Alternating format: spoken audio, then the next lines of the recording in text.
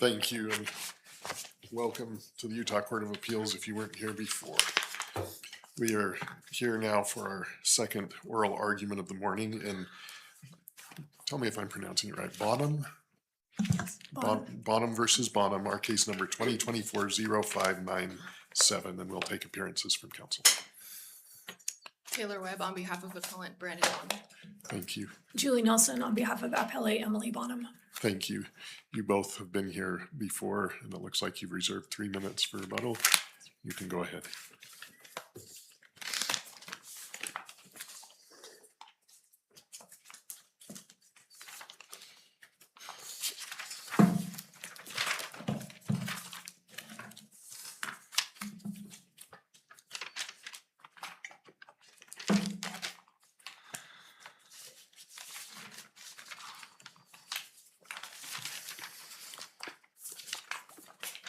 Good morning, may it please the court. Taylor Webb on behalf of appellant Brandon Bonham. This court has often reminded district courts of the risks of having parties draft competing proposed findings without first issuing its ruling. And this case sort of serves as a shining example of how things can go wrong when the court does that. Right out the gate, I think we see that with over $160,000 worth of conceded errors, both below and on appeal, that the district court also refused to correct when they were brought to its attention. What was the logic there exactly? Of the district court? Yeah. I couldn't tell you. These are Your Honor. conceded errors, but I'm going to let it stand. That's exactly, I don't have any more insight on that than you do, Your Honor. I think it's probably a result of sort of the timing of things. The post-trial motion hearing happened, 8 months went by without a ruling, and then Judge McKelvey retired, and approximately about a half hour before the last day of his time on the court, he issued a 3-page order on our substantial post-trial motions, calling it another closing argument, and that everything was fully addressed and supported by his findings. And he was just wrong in saying that, in your humble opinion. I don't see an answer other than that, Your Honor. I don't see that Emily has provided a basis for why things that she continues to concede were in fact errors shouldn't be corrected. Just a quick question about that. Do you agree that this court can correct those errors without a remand, or do we need to remand for a different? I think those errors can absolutely be corrected by this court. I think Okay. one way or another, both parties are in agreement that we're going to need a remand on something here. So we would certainly ask that the court give as much direction to the district court as possible for that remand, but I certainly don't anticipate the court having to go through, there's no findings needed for conceded math and conceded errors, that sort of thing. So there's a lot of ground to cover here. I plan to focus primarily on sanctions, dissipation, and alimony, but I'm of course happy to answer any of the court's questions on any of the issues. I'd like to inquire about the alleged wrong value for RMT. Sure.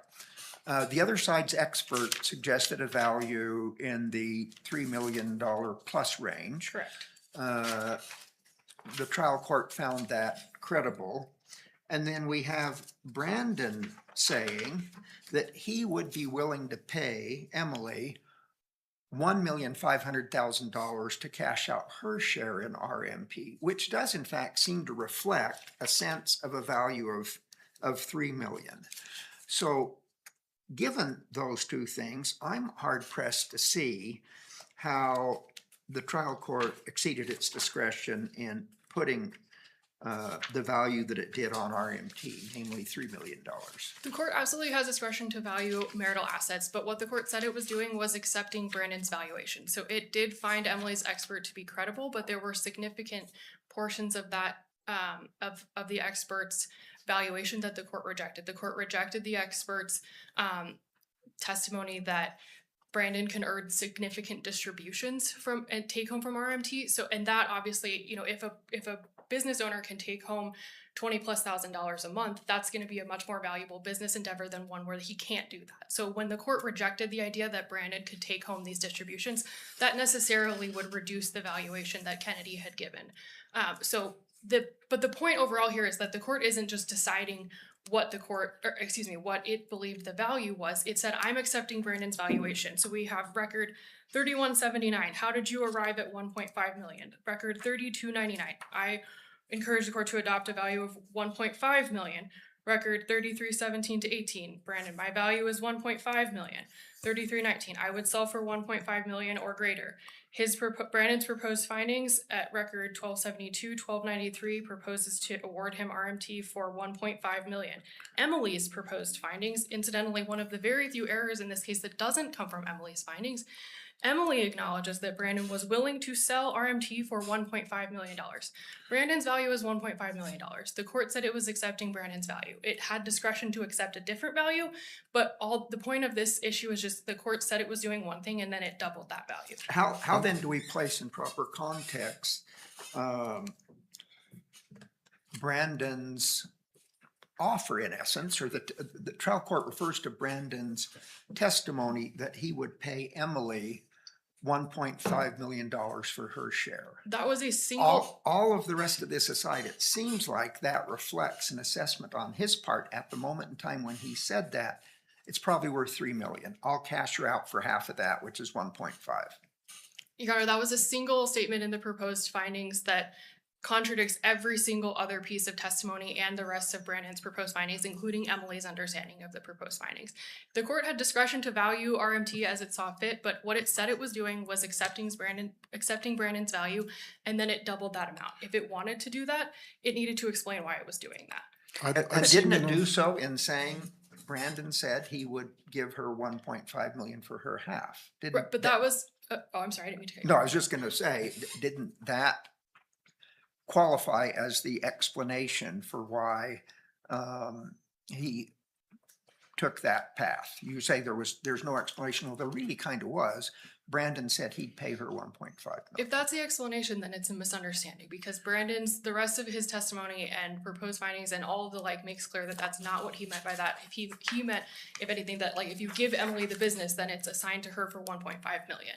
So it's a one-off. Yes, The it comment is. is a If you look one-off. at the entire record, it is absolutely 100% a one-off. And it's also a misunderstanding of that. But there is the one-off and there is the court's general, I don't remember it exactly, but generally crediting Kennedy's credibility. I've seen this in cases like this, remand for clarification from the trial court. That is difficult here where the trial court that heard all of this evidence, that judge is no longer on the bench. Yeah. But if we said, you know what, this looks like we aren't sure what the trial court meant, he said this, but there's also this. Do we have to remand this for a whole new trial on this issue? Oh, no. Do we know whether Judge McKelvey is hearing cases as a senior judge? Not that I'm aware of. We certainly would not be asking for a new trial on any of this. I think if you're looking back to Kennedy's valuation too, this is also at page 19 of our reply brief, that if you if you accept sort of the adjustments to Kennedy's valuation, then it ends up being almost exactly in line with Brandon's $1.5 million valuation. Kennedy arrives at a sort of alternative value at 1.8 million if you accept Brandon's projections, which turned out to be accurate as opposed to Kennedy's, which were inaccurate. So it's consistent with Kennedy's But valuation. how do we just say, well, the trial court really meant 1.5, even though it said 3? I think it's perfectly appropriate to remand for the court to explain, to make additional findings. I realize that that's a bit difficult given the circumstances, but I don't know that obviously this court can't put itself in the district court's mind any better than we can. So I think that's sort of what we're left with on that point. I do have one point on that I'd like you to address. I mean, the court really truly did reject Mr. Richards' testimony on Absolutely. everything. And I can't find it right now in the findings of fact, but there's one line that struck me that, well, Mr. Richards gave the value of the company that Mr. Bonham wanted. And it seems to me that the court totally rejected that. So We're absolutely not relying on Richard's testimony. We're relying on the court's statement that we're taking the court at its word that it was accepting Brandon's valuation, but then it doubled it. So I think if this court wants to remand to get an explanation of how we get to 3 million when Brandon's value is 1.5, that's certainly appropriate. Could you just follow that up and say, how do we do that practically? I would say remand to ask the court to enter findings to explain how it got to 3 million when it was accepting Brandon's value and And so, Brandon said it was being more 1.5. specific, would we be remanding to a new judge to read the record and make a clarification, or to hear evidence anew and make a clarification? I think it would be based on the existing record. I don't think we intend to, there would be any additional evidence presented. And we could do that as well as a judge on remand who didn't hear it and would be working off of a dry record, You correct? certainly could. I don't know. I mean, I leave that obviously to the court's discretion, whether that's an exercise that you want to take on or not. But I think district court could certainly do the same. With that, I'd like to focus on the sanctions piece of it.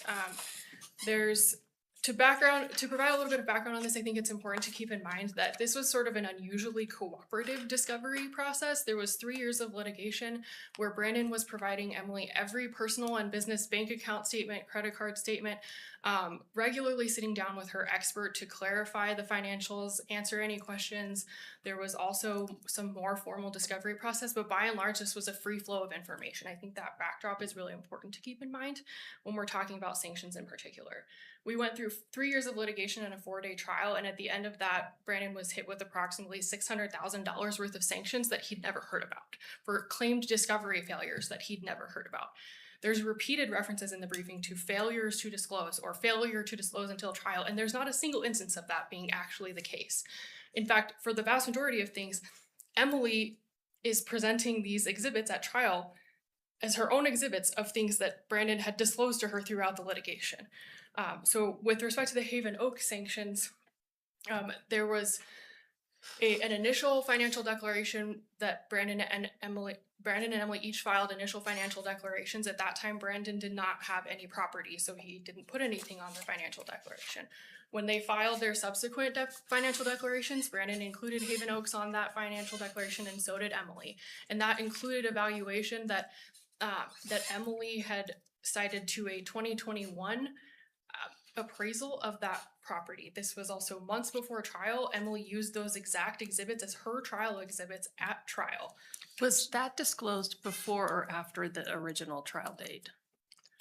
It was disclosed after the original trial date, but the trial date was continued before there was sort of any of like the final kind of exchange of information documents. And I realized that in the briefing, there's a statement that it was by continuance by the court. I would note that at record 774, it said the reason for the continuance was stipulation of counsel, but regardless of the reasoning, even if, I mean, this court in Alamari recently kind of clarified this point, which is presume that there's some harm in the moment of a delay in disclosure. There's no harm to remedy if that harm has remedied itself by the time of trial, which it had in spades here. Emily uses these exhibits at trial. That's the evidence that the court relies on here. And this was months before trial. There's no harm to remedy here. You're making a two-layer argument, if I understand it. The first is that even, and maybe the order, anyway, I'll put this one first. That first, even if Rule 26.1 is self-executing, Rule 26.1 was never triggered. Correct. And then you're arguing it isn't self-executing. Correct. For both the Haven Oak sanctions and the dissipation sanctions, there's procedural and evidentiary failures. There's many different failure points on each of these, that any one of those is dispositive that these sanctions were not warranted. There was never a statement of discovery issues.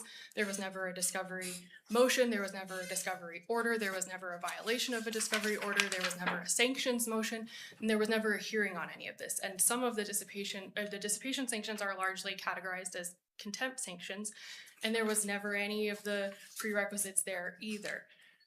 And again, all of this was disclosed. So to the extent that we're pointing to Rule 26.1, there's no disclosure problems here. Everything was disclosed well in advance of trial. And I think, the court points in the dissipation ruling to violations of a Rule 109 injunction. There wasn't a Rule 109 injunction. It didn't exist. Rule 109 wasn't in effect in this case. And the court's then sanctioning Brandon for violations of an order that didn't exist. But I do think that the lack of that order does kind of explain some of the disconnect in the dissipation piece, because Rule 109 requires written consent of the other party or an order of the court for transactions outside of the normal necessities of life. That wasn't in effect here. But I think when we're looking at the items in dissipation, Emily's complaint is really not that she didn't know about it, not that she wasn't told about it, but that she wasn't asked her consent, and that wasn't required, particularly because these were almost exclusively business transactions. I think the Airstream is actually the best example of the fact that not only was this a business transaction, but it was disclosed, and then Emily acted as if it was not.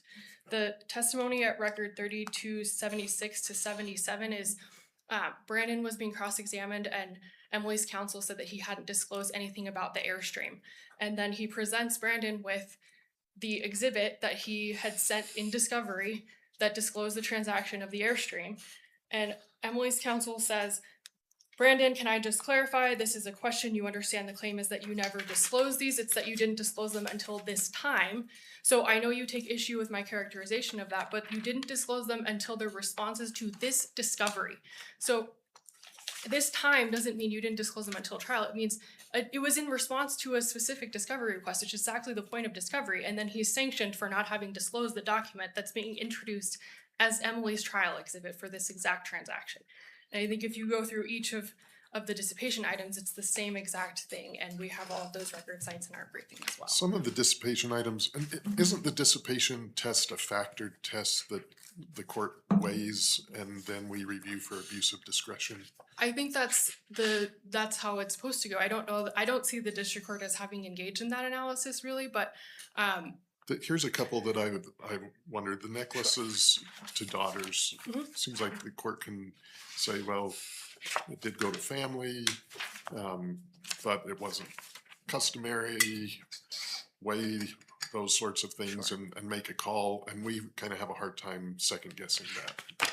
Am I wrong on that one, for example? I don't think you're wrong on that one. I think as to the rest of it, I don't know that I don't know that kind of carries through. I mean, Does it carry through on the dog? I don't think so either. I mean, also Emily has the dog, so to the extent that it's a little weird to claim that there's a dissipated asset that the other party possesses.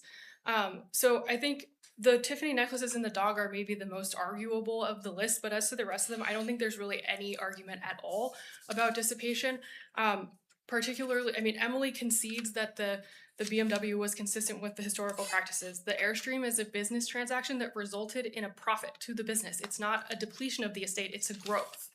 And even if it had been a loss, it's still a business transaction that was specifically authorized by the court's temporary orders. Brandon was allowed to keep running RMT as he had been. And the same flows through with the truck and the Tahoe. I mean, those are business vehicles that are purchased for company employees and they're purchased through the business. That's not, I mean, On the Tahoe, can the court take into account the evidence that was cited in the brief of him saying, I forget the new wife's name and I apologize, that Kenya needs this for family stuff, and the court say, well, that doesn't sound like a business expense. If he's saying it's for family, can we second guess that, Wayne? I don't think the court did that, Wayne, frankly, and it's part of the business assets that were already distributed and awarded through RMT in the distribution of the estate. So I don't think it matters even if you were to have questions about that. And the top level of all the dissipation stuff is even if there's particular items that you disagree with me or the court, that doesn't warrant the additional 75% sanction on top of that. There's just functionally no basis for that. Dissipation is a 50-50 question. If there's something that you believe is in fact dissipation, then Emily's entitled to half of it. She's not entitled to 75%. I see that I'm very much out of time. Well, it isn't much of a sanction if she just gets her fair share. I thought that the rationale for doing 75% is, well, half of that is yours anyway. To make a sanction meaningful, I need to up that a bit, and so you're going to get another 25%. But this court has expressly rejected the ability of the court to sanction in an equitable distribution of the estate. Goggin makes very clear that there is no room for punitive sanctions in an equitable distribution of the estate. It's 50-50 because the harm to remedy is you get half of what was lost. That's how you remedy the harm, is through a dissipation analysis. The sanctions, there's no procedural basis for these sanctions. There's no evidentiary basis for these sanctions, but as to the dissipation sanctions, Goggin also just straight across precludes that sort of penalizing sanction when you're talking about an equitable distribution. So it's a failure of Emily's burden of proof basically at trial. If there is dissipation that she is alleging that she's not able to prove the value of, the court can't remedy that by just giving her more. I think that's right. I mean, if there was if there was information that Emily felt she needed, that she could have availed herself of the discovery process. But it is Emily's burden to prove the dissipation at the outset. That's this court's case law that she bears that burden, and the court wasn't imposing this as a sanction for. There's a way to value, you can estimate the value if you're uncertain, but that's not what the court was doing here. The court expressly imposed this as a contempt sanction, and that's expressly foreclosed by Goggin. I understand your Goggin argument and your textual-based argument. Am I right that if we interpret it as you're suggesting, that it does set up a perverse incentive, that if you can dissipate and hide the dissipation and get away with it, great. But even if you get caught, there's no downside because, well, we'll just go back to 50-50 anyway, and maybe we've made it hard to even prove the value. So we've kind of incentivized dissipate and hide because there's no downside to it. Isn't that what your interpretation leads to?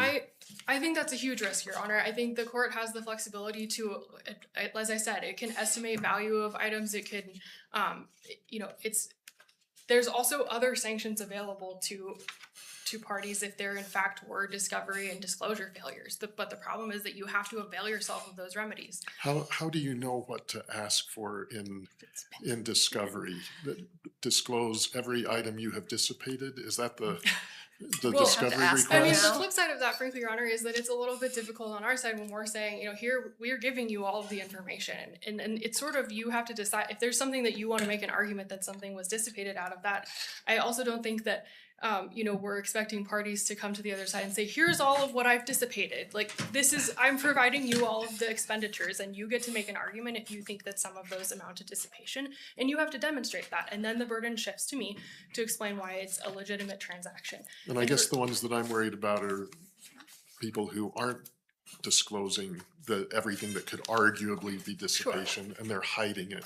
How can that ever be sanctioned? The fact that we could never sanction that is something we just have to live with because of the text of the rule and Goggin. Am I correct? I mean, I think we could potentially conceive of a world in which there might be sanctions available, but that's certainly a different universe than the one that we're operating in.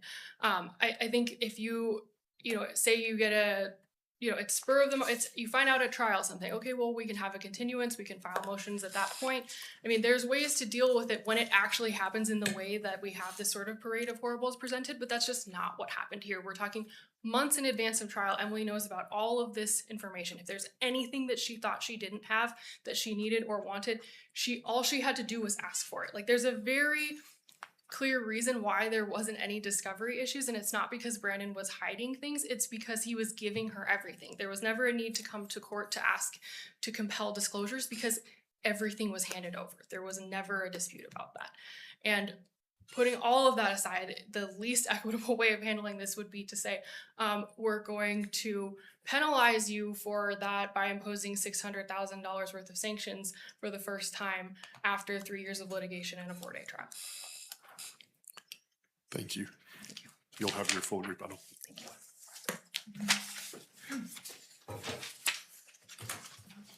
Good morning, Your Honors. Julie Nelson for Appellee Emily Bonham.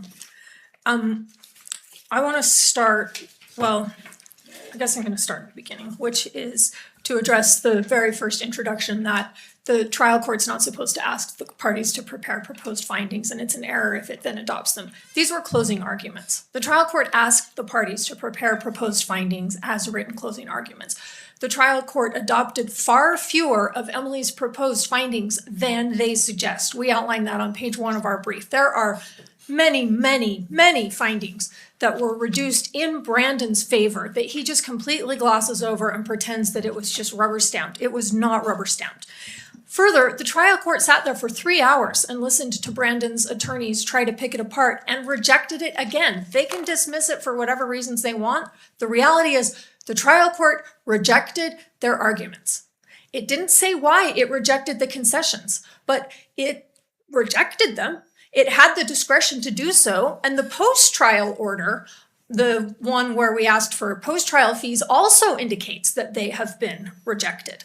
So first off want to completely dismantle that. What we have here is a whole bunch of things that Brandon doesn't like. That doesn't make them errors introduced by Emily. That makes them findings that the trial court adopted.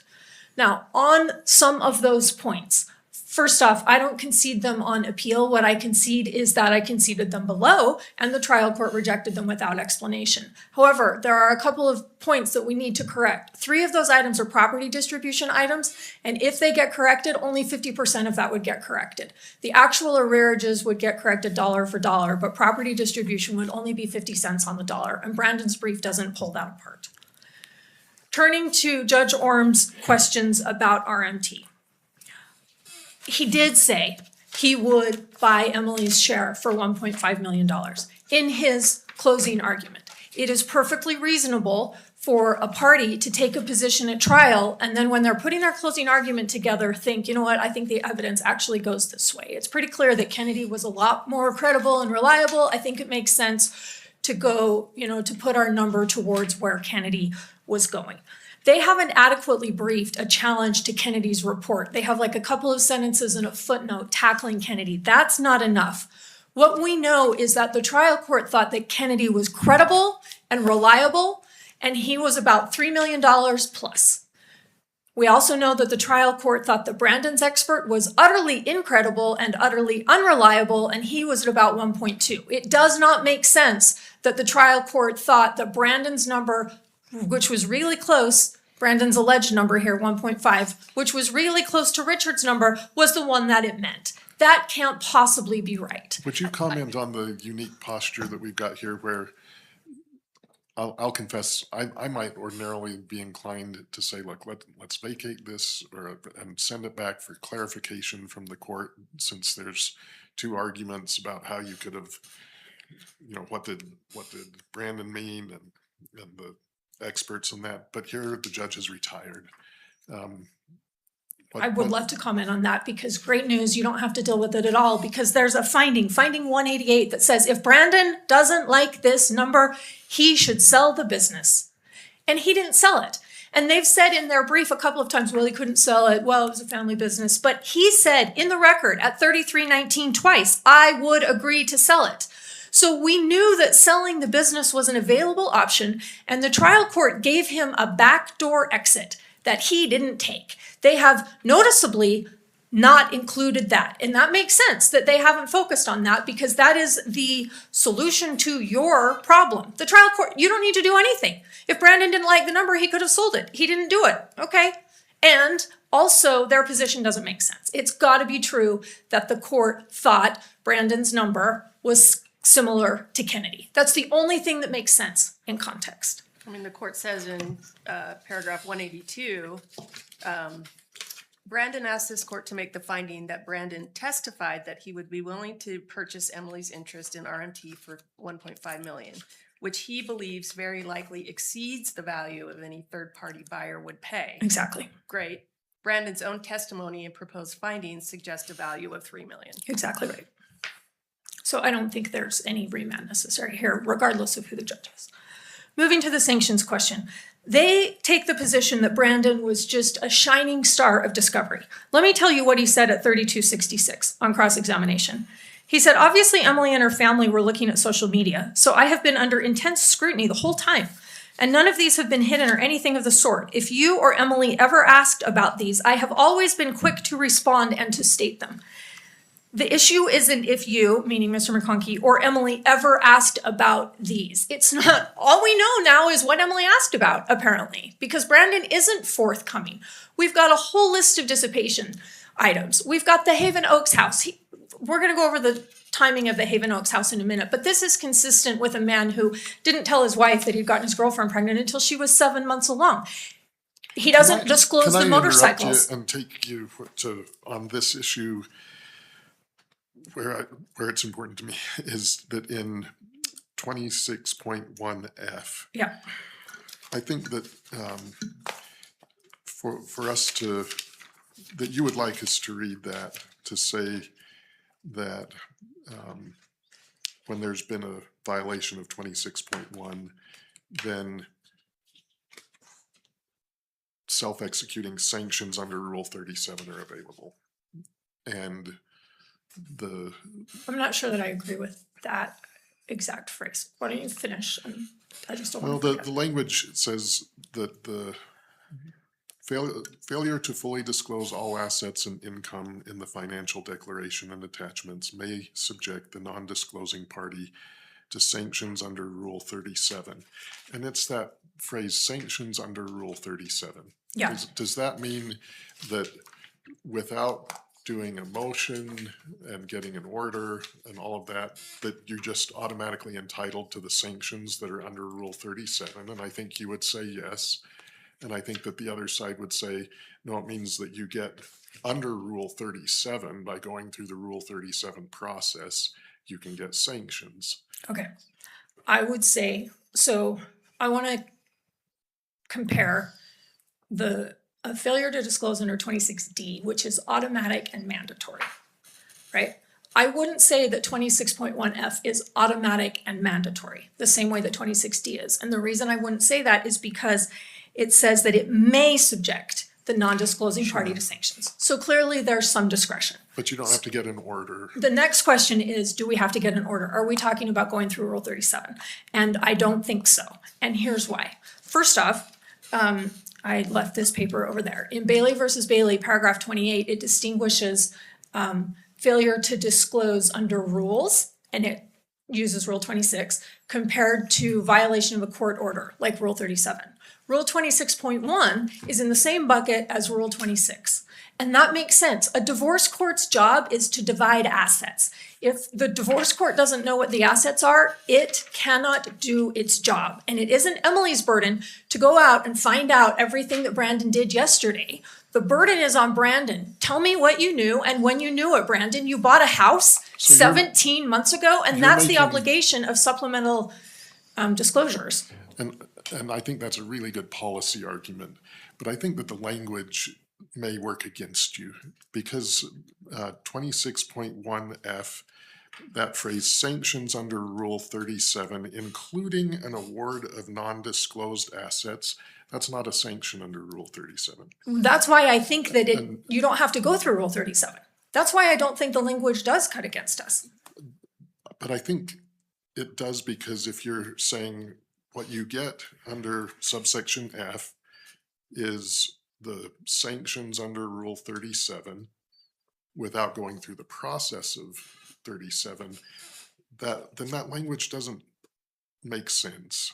I think that under and I'm not maybe explaining myself well, but that the under 37 has to mean under the process of Rule 37, because the sanctions under Rule 37 do not include an award of non-disclosed assets. So it can't just be saying you get the sanctions under Rule 37, including an award of non-disclosed assets. No, that doesn't make sense.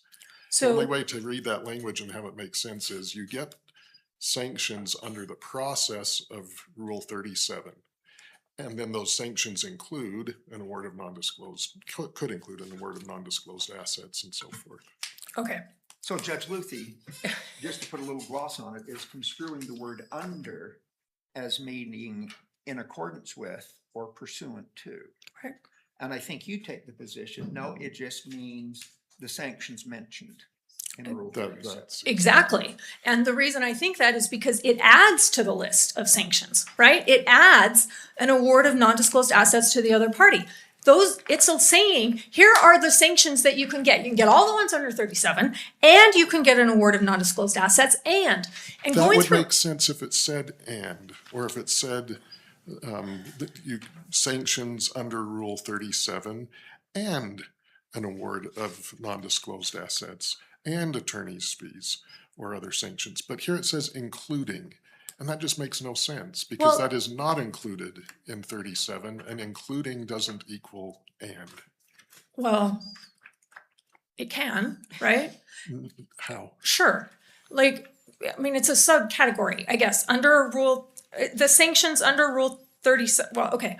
But let's think about the process that would require. In order to file a SOTI, you have to know what it is that you're asking for, right? These are the questions I was asking at the end. Exactly. And so Rule 26 and Rule 26.1 require people in require everybody, here Brandon, to disclose what they have and to continue to disclose what they have, right? If Emily had sent this a request for production of documents under when Discovery was open and said, list all your real estate, he would have had to disclose Haven Oaks. But he waited until 1 week after Discovery was closed. 1 week. Discovery closes on November 23rd. He sells it on November 30th. He discloses it 17 months later. The trials court decides that is untimely. They don't know until that time. They maybe suspect because they don't trust Brandon on anything. They can see that he's improving the house. Did it but prejudice their ability yes, to do trial? yes, because had he disclosed it during Discovery or 1 week after Discovery, they could have moved to reopen Discovery and they could have said things like, oh, your father gave you money? Show us where that money came from. Did it come from RMT? Because they owned the money together. Was that actually money that should have been marital money? How much marital money did you spend? We know you're agreeing that you spent money on garage doors, cement pads. You asked for $550 in your financial declaration in order to contribute to improve the house. You said in your testimony you spent $45,000. How much other marital money did you spend on this? If your dad really gave you that money, did he disclose it on his taxes? Because he should have. Or was it actually a loan that you're now going to pay off with marital money? There was a lot of discovery that could have been done. And Brandon managed to avoid that discovery being done for 17 months. And their position is, it's fine. You could have just asked for it then. But the question on discovery disclosures is about harm. Is Emily harmed by Brandon's failure to disclose? Yes. Because she can't do that discovery. She's supposed to 5 months before trial? Let me make sure that if we ruled in your favor on this, it doesn't sound like it would be under 26.1 because 26.1 talks about the financial declaration and attachments. Oh. And he disclosed it each time he disclosed a financial declaration. But you have an ongoing obligation to Can I finish my supplement. question? Yes, I'm sorry. That's what I was getting to. The ongoing obligation to supplement is under Rule 26, is it not? Yes, that's right. And And I so read the those san- together. And so the sanction under Rule 26 then is not an award of undisclosed assets, it's you can't use the evidence. And he didn't, your client did. Tell me how we get around that logic. Okay. So 26.1F, 26 and 26.1 require people to make disclosures on financial declarations. They also require people to continue to supplement purchases of assets. The trial court has a lot of discretion to decide whether a disclosure is timely. That's true of a supplemental disclosure even when discovery is still open. A trial court can decide that a disclosure was untimely. Here, the trial court decided that the disclosure of the asset was untimely. That's a factual finding. They have not challenged it. They have not marshaled it. They are hoping that you will decide as a matter of law that disclosing something 17 months after you buy it is sufficient because you then put it on the financial declaration. Let me say, I think I'm with you to there. But Rule 26.1 doesn't talk about timely supplements. Rule 26 does. That's correct. And so that's why it seems like even if we go right with you to where you just went, that then, okay, we have a finding that it was not a timely supplement. And so there needs to be a sanction. If the requirement to supplement is under 26, then don't we have to look to Rule 26 for the sanction? But just failing to disclose an asset and then not being able to use the evidence about the asset, if he had never disclosed it, that's to his advantage for being extra sneaky, right? That's why the You've gone to section. the policy argument, and I'm going to the language of the rule argument. Yes, but I think that we have to use the policy to analyze what this rule means. We don't have a case telling us what 26.1F means. And if it doesn't mean what the judge did here, then it doesn't mean much at all. And it's important to have sharp teeth like this in a divorce case because we want to put the burden on people to disclose what their assets are, not on the other person to go and chase. This is a divorce-specific rule with a divorce-specific motivation. Comparatively recent origin too. Yes, Exactly. So there has to be a difference between Rule 26 and Rule 26.1, right? I agree. Otherwise, why would we have two separate rules? Why would we have two separate rules? Exactly. I mean, 26.1 is very, very targeted to this exact type of situation. And the trial court used that. And that's got to be what that rule permits. But Judge Luthi is correct that the consequence under Rule 26 and Rule 26.1 is a little bit different, right? Failure to disclose, failure to supplement under Rule 26 means the party can't use the information, the document, the whatever it is. Under 26.1, the sanctions are per Rule 37, including, ability to distribute to the non. I still struggle with party. how you're going to do a statement of discovery issues to a court saying, please order him to disclose all of the assets he hasn't disclosed yet. Rule 37 requires that you know what you're going after. If that's what this rule means, every single divorce case will automatically have a SADI sent that's like, please order them to disclose all the things that haven't been disclosed. Maybe another way of saying your point is that while it's Rule 26 that says you've got an obligation to timely supplement, that if we're applying that obligation to a Rule 26.1 disclosure, then the Rule 26.1 sanctions can kick in. I think so. And I would point you back to Bailey, again, paragraph 28, that distinguishes between violations of court order and failure to disclose. And 26.1 is a failure to disclose type thing. It's not a violation of a court order. We shouldn't be imposing on trial lawyers the obligation to go and get a court order that says, tell him he has to disclose everything that he hasn't disclosed yet.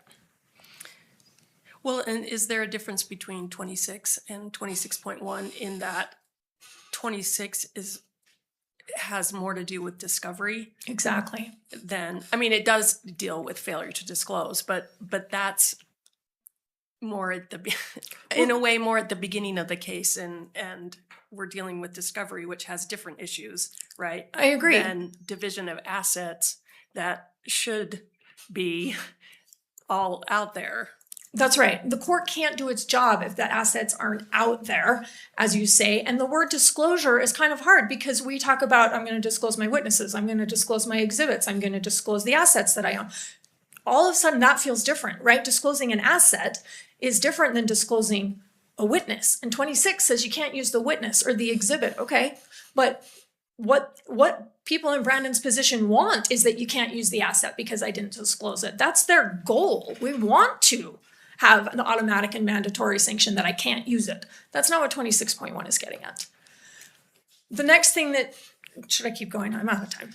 I'll just go briefly. She In kind a of, concluding kind of way. okay, she kind of clumps together dissipation from Haven Oaks. And I want to be clear that those were different sets of rules. The dissipation is limited to the things that Brandon, we know we conceded. We're looking at dissipation.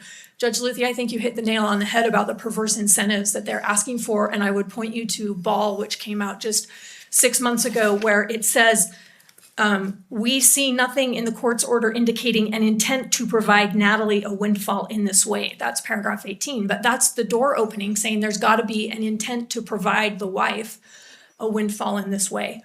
And so I think that's your hook. I would just like to conclude with, on the attorney fees, we would also ask for appellate attorney fees for all the same reasons that were issued in the initial findings and in the order on attorney fees post-trial. Thank you for your argument. Ms. Webb.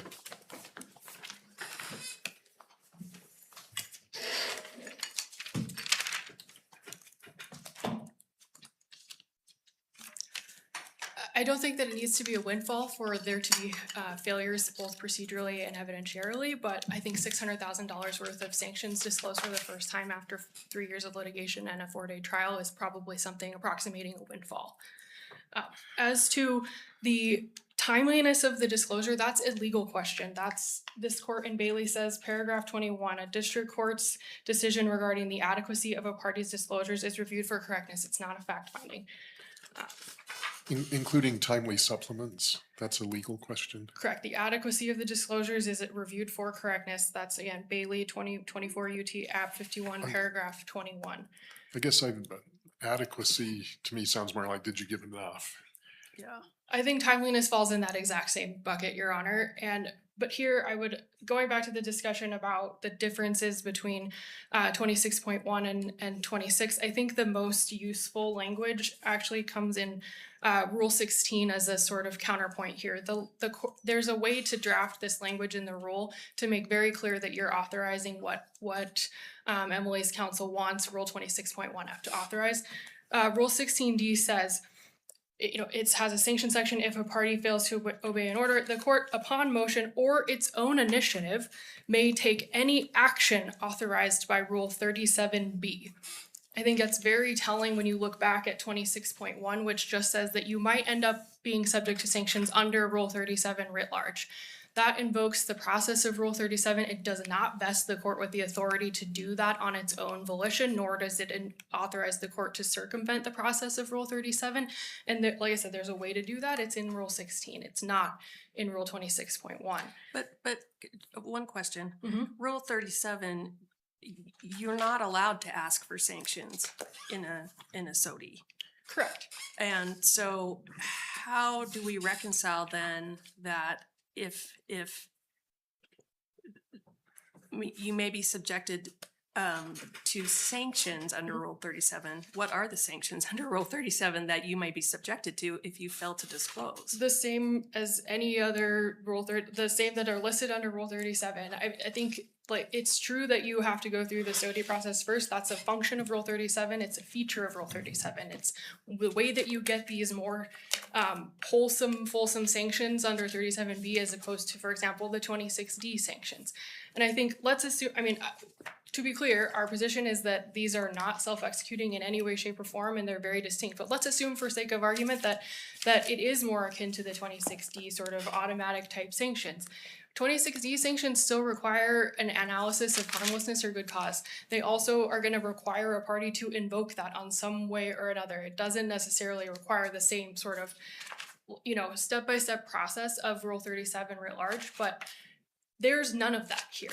To the extent that any part of this process could theoretically be circumvented with the language of the rules, we don't think it can, but none of the process was satisfied here, and none of the evidence supports those determinations. There's not discovery failures, there's not disclosure failures, and I think discovery and disclosure they're all part of the same universe, they're not distinct. I understand that there's, automatic disclosures as opposed to discovery, and I think that the question that is raised about what happens if there truly is a full-throated failure to disclose, that's a much more difficult question, but we don't have to resolve that question today. And we know exactly what process is available when there's perhaps a disclosure that a party thinks is delayed. If there needed to be more information, Emily's position is that they were prejudiced. She's articulating for the first time a claim of prejudice for not having learned this information earlier. But I think what's telling is this happened months before trial. She knew that there was this property. She got all of these documents. She never asked Brandon informally for additional documents. She never sought additional discovery. There was a process available to Emily and she didn't utilize it. There are harder questions when parties are in fact being obstructive, but that's not this case. She could have moved to reopen discovery upon this, upon getting all of the information that she then presented at trial. I do not see a prejudice here. That's, again, the Alamari case that this court just issued. Even if you assume there was some harm in the moment, there is no harm to remedy when that has been ameliorated by the time of trial. And when we get to trial 5 months after these formal disclosures where Emily asks all these questions, there's never been a request for any additional information. There's never been a request to reopen discovery. There's never been a motion for sanctions, frankly. At that time, if she thinks that Rule 26.1 authorizes sanctions without going through a Rule 37 process, she had 5 months to move for sanctions. She had 4 days of trial to move for sanctions. And I think that motion is important because that's where we would flesh out these very issues such as harmlessness, good cause, all these questions about, well, was there actually prejudice? What could we have done differently? What were the options available? What can we do to remedy it now? What do we need to remedy now? But none of that happened. So that process, the lack of that process and the lack of an evidentiary basis requires that this court reverse those sanctions along with along with the others.